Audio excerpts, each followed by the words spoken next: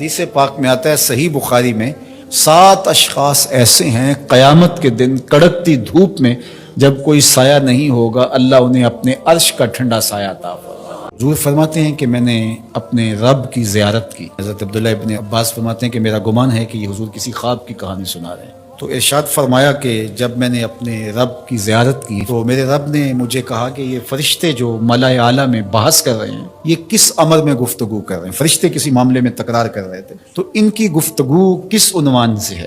تو میں نے کہا کہ مالک تو بہتر جانتا ہے، مجھے معلوم نہیں ہے۔ تو اللہ نے اپنا دست قدرت میرے 2 کندھوں کے درمیان رکھا اور اس کی ٹھنڈک میں نے سینے میں محسوس کی۔ ہر شے میرے سامنے روشن ہو گئی اور میں نے ہر شے کو دیکھ بھی لیا اور پہچان بھی لیا۔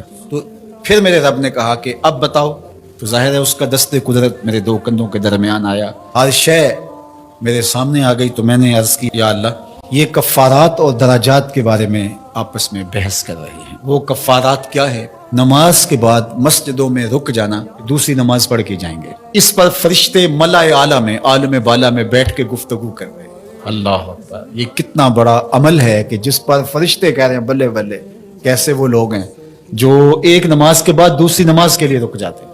اور ایک حدیث پاک میں آتا ہے صحیح بخاری میں 7 اشخاص ایسے ہیں قیامت کے دن کڑکتی دھوپ میں جب کوئی سایہ نہیں ہوگا اللہ انہیں اپنے عرش کا ٹھنڈا سایہ عطا فرمائے۔ ان میں سے ایک وہ آدمی جس کا دل مسجدوں کے ساتھ جڑا ہوا ہے، مسجد کی حاضری اسے بہت پسند ہے۔ دوسرا، جماعات کے لیے فرض نمازوں کے لیے مسجد کی طرف چل کے پیدل جانا، ہر قدم کے بدلے میں درجے بلند ہوتے اور گناہ معاف ہوتے ہیں۔